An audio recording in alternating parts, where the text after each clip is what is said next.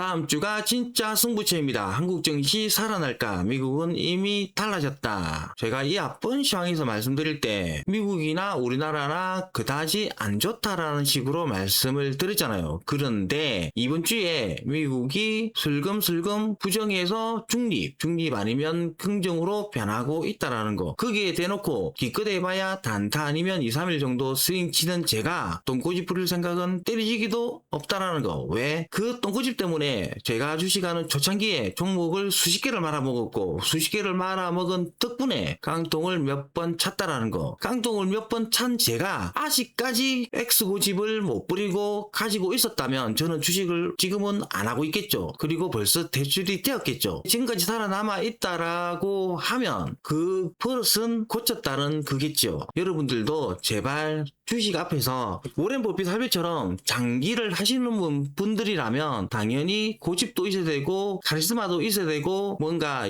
뚝심으로 밀어붙이는 그런 것도 있어야 되겠지만 그게 아니라면 절대로 X고집은 부리지 마시라는 거까지 말씀을 드리면서 다음 주가 진짜 승부처입니다. 이렇게 문구를 넣었는데 왜 이 문구를 넣었는지에 관해서 몇 가지 지표, 뉴스, 다음 주 일정까지 싹 다 알려드릴 테니까 안주게임이 제가 요즘에 영상을 좀 만드네 이런 느낌을 팍팍 받으시길 바라면서 다음 장 넘어가도록 하겠습니다. 첫 번째로 봐야 될 지표가 뭔가 하면 이 N달러 있잖아요. 일본의 돈의 가치가 점점 이게 올라가고 있으면 점점 떨어지고 있다라는 거. 이게 왜 중요한가 하면 세계 통화 중에서 달러 다음으로 중요하게 생각하는 통화가 일본 돈이잖아요. 근데 그 일본 돈이 지금 약세를 못 면하고 있다라는 거. 물론 일본의 총리가 자꾸 돈을 풀자라는 식으로 하기 때문에 떨어지는 이유도 있겠지만 그러면 약세로 가고 있다라는 거. 그러면 우리나라 같은 경우에는 일본보다 경제 규모도 작고 우리나라가 좀 잘 나가고 있기는 하지만 어찌됐든 일본의 돈이 저렇게 약세를 보이는데 우리나라만 워낙 강세 이건 좀 가기가 힘들다라고 저는 생각을 하거든요. 이번 주에 우리나라 환율이 1540원입니까? 거기까지 갔다가 1500원 밑으로 떨어졌는데 그거는 이제 미국의 하이닉스 ADR 그 효과라고 하는 게 중론이니까 이번 주 초반 아니면 중반부터 그 효과가 사라지면 어떻게 될 건가? 일본 엔화하고 우리나라 통화하고 면밀하게 흐름을 좀 살펴보셔야 된다는 거. 그리고 두 번째로 이거 미국 10년물 국채 이자 있잖아요. 이거 4.5%가 제가 알고 있기로는 마지노선인데 지금 4.5%를 넘어가 있잖아요. 그러면 주식시장은 좀 약세로 접어들더라. 계속 좀 꾸준하게 살피셔야 된다는 거. 크게 보면 고점이 낮아지고 있는 건 맞는데 혹시나 4.7%를 넘어가면 주식시장에서는 크나큰 악재로 작용이 될 수밖에 없다라는 것 알고 이거 미국 10년물 국채 이 흐름도 꼭 좀 살피고 계셔야 된다는 거. 중요 뉴스를 몇 가지만 살펴보고 다음 주 일정도 한번 보자고 해. 올해까지는 좀 그렇겠지만 내년에 있잖아요. 이제 이 반도체 호황이 언제까지 간다라고는 말을 못 하잖아요. 문제가 뭔가 하면 CXMT 이게 이제 장시매물인데 장시매물이가 우리나라에서 기술을 많이 빼갔잖아요. 그 빼간 것까지는 문제가 안 되는데 중요한 건 중국이 미국이 하도 좋으니까 중국 자체로 이제 반도체 굴기를 시작을 했는데 거기에서 이제 부정이 억수로 많았는데 장시매물이가 살아남았잖아요. 중국이 이 장시매물이를 밀고 있는 거야. 이 장시매물이가 올해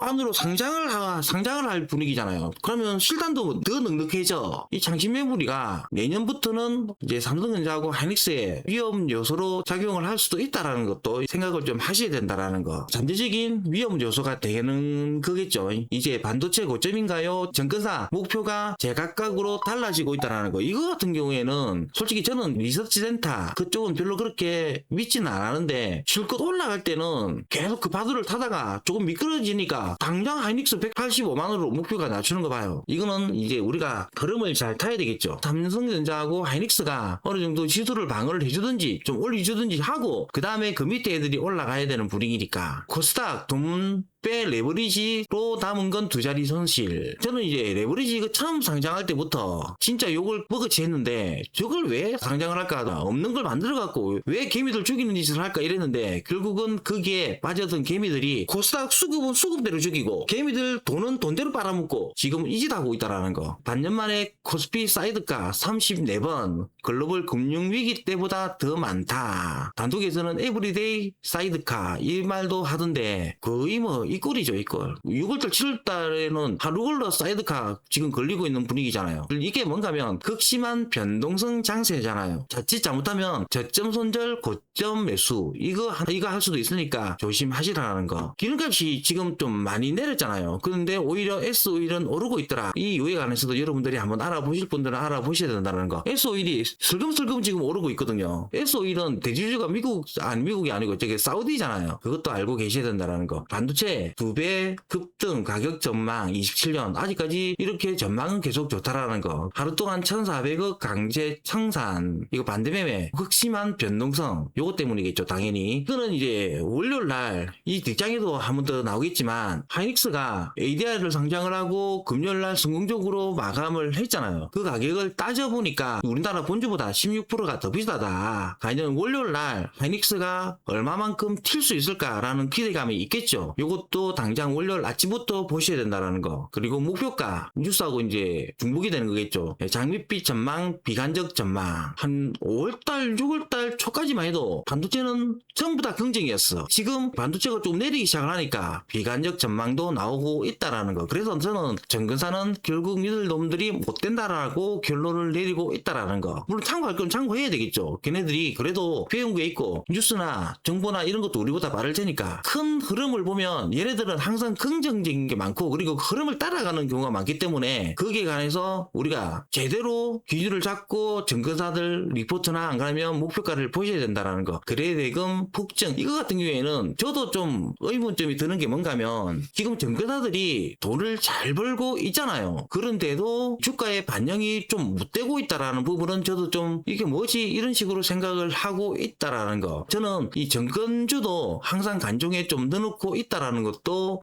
여러분들이 알고 있어야 된다라는 거. 한 번은 튀겠죠. 근데 그게 언제냐의 문제니까 결국 타이밍을 맞춰야 되니까 일단 계속 살펴보고 있다라는 거. 개미들이 변했다 12조 메인 매물 폭탄 받아내더니 3일째 순매도 그리고 고객의 탁금 이것도 지금 거의 140조까지 138조가 140조까지 갔다가 107조까지 내려온 상태거든요. 이제 개미들 좀 지치는가 봐.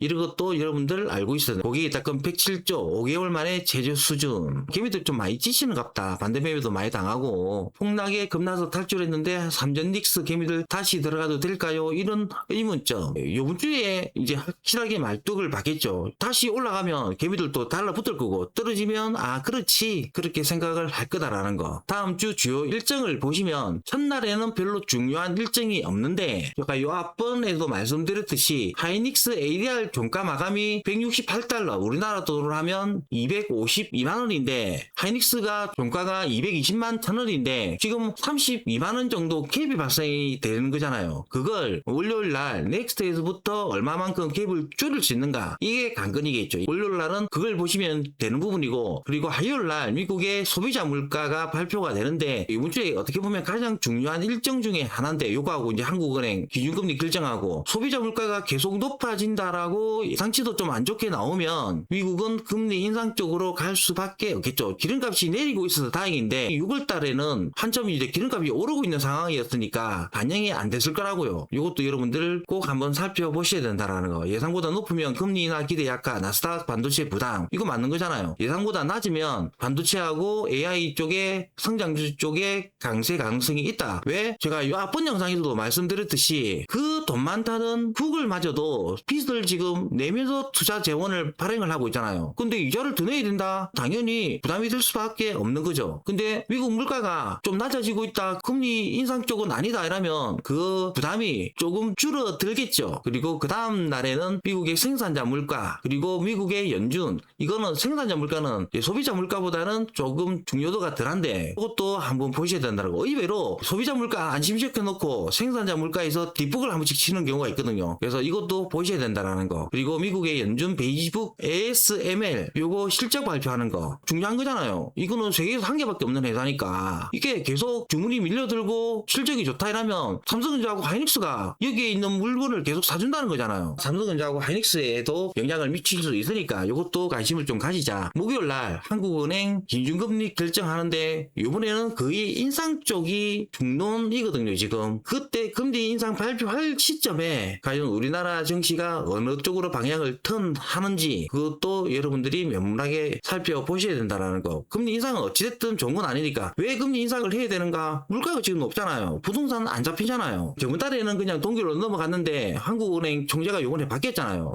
바뀌면서 금리 인상 쪽으로 무게를 많이 두고 말을 많이 하니까 요번에 금리 인상의 첫 번째 타깃이 되지 않을까 그렇게도 생각을 한다라는 거. 금요일 날은 우리나라는 휴장입니다. 대부분의 달력에 보면 저도 그냥 평일로 잡혀가 있는데 재연결로 다시 공휴일로 잡혀서 우리나라는 휴장인데 미국은 소비심리 발표, 옵션 만기 후 수급 변화 확인, 주말을 앞둔 차익 실현 여부 체크 이 정도로 여러분들이 보시면 된다라는 거. 그리고 제가 미국이 왜 부정에서 긍정으로 바뀌었는지 설명을 해드려야 되니까 미국 차트하고 우리나라 차트하고 지수 차트만 잠깐 보고 이 방송을 마무리하도록 할게. 첫 번째로 필라델피아 반도체가 딱 지지를 받을 자리에서 지지를 받고 있거든요. 지금 땅바닥 만들고 전고점 여기 전고점 저점 그리고 단기적으로 뜬 5일선 위로 올라탔으니까 문제는 여기 중요한 이 매물대를 어떻게 뚫어내느냐 이게 문제인데 미국의 마이크론하고 인텔하고 그다지 금요일날 그렇게 썩 좋게 끝나진 않았거든요. 그러면 이 반도체 쪽은 5일선을 지키느냐 안 가면 전대점을 지키느냐 요걸 보셔야 되는 부분이고 나스닥 같은 경우에는 요렇게 되는 거잖아요. 요렇게 지금 추세선을 상단 추세선을 지금 살짝 벗어나고 있거든요. 그럼 얘는 첫 번째로 21선하고 61선만 안 끼면 되는 거야. 딱 삼각 수렴으로 가고 있잖아요. 지금 거기서 딱 한번 튀어 오른 거야. 여기서 한 번만 더 튀어 오르면 다시 강세로 갈 수도 있는 부분이잖아요. 그래서 제가 부정에서 중립 아니면 긍정적으로 바뀌고 있다라고 이야기를 드린 이유가 이겁니다. 이거 S&P 같은 경우에는 완전히 전고점을 향해 갈 분위기잖아요. 보이는 대로만 판단을 하면 된다라는 거. 이제 우리나라를 보시면 우리나라는 왜 이 문구를 붙였는가 하면 한국 증시 살아날까? 우리나라는 미국하고는 조금 다르다라는 거. 저번 주에도 미국 시장은 순환매가 돌았거든요. 우리나라는 순환매가 어딨노? 다 주저앉았지. 우리나라하고 미국하고는 좀 다르다라는 거. 그래서 이렇게 제목을 붙일 수밖에 없었다라는 거. 한국 증시 살아날까? 미국만 보면 우리나라는 살아났어야 되는데 고봉을 언제까지 할 수는 없는 거고 우리나라도 독고다이로 우리나라 갈 길을 가겠죠. 언젠가는. 지금도 가고 있지만 우리나라 시장을 보면 코스닥 같은 경우에는 5일선을 돌파를 하기는 했고 단기적인 바닥은 나오는 분위기인데 아쉬운 건 뭔가 하면 한 번 더 튀어졌으면 하는 아쉬움이 있다라는 거. 왜냐면 누가 봐도 이 850대는 코스닥에서 강력한 저항이잖아요. 금요일날 이 코스닥이 좀 강했던 이유가 뭔가 하면 반도체 바이오 유정한다는 2차전지까지 올랐거든요. 그래서 코스닥이 이렇게 뽑아 올렸다라는 거. 그걸 한 번만 더 만들어줬으면 좋겠다라는 거. 코스닥에서 시가총액 큰 섹터가 반도체 바이오 2차전지잖아요. 뭉치갖고 올려줘야 된다라는 거. 여기에서 한 개라도 두 개라도 삑사리가 나면 다시 내리막을 타겠죠. 요거 돌파를 못한다는 소리잖아요. 이거는 꼭 알고 계셔야 된다라는 거. 코스피 같은 경우에는 여기 7600, 7700 여기서 지금 계속 두드리 맞고 있는데 여기가 왜 그런가 하면 요 밑꼬리를 계속 달고 있잖아요. 요 밑꼬리를 지금 계속 달고 있는데 여기도 보면 밑꼬리를 달다가 크기를 캡으로 깨니까 장으로 바뀌는 거잖아요.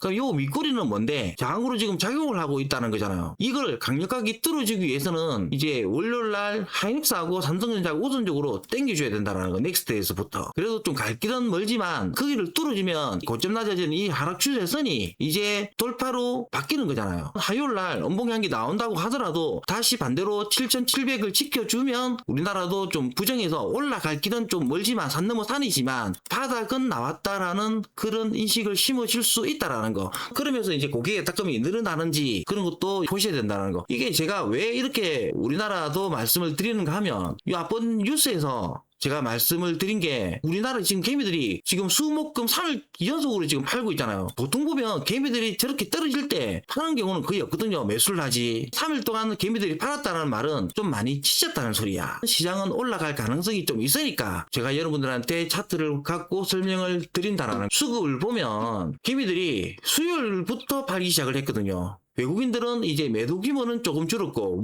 금요일 목요일은 외국인들이 좀 샀고 지금 기관들이 지금 사고 있는데 중요한 건 이 개인들이 팔고 있다는 거 너무 치셨는가 봐. 수급 상황까지 보시면서 이번 주에 시장을 대응을 하시면 된다라는 거까지 말씀을 드리면서 오늘 영상 마치도록 하겠습니다.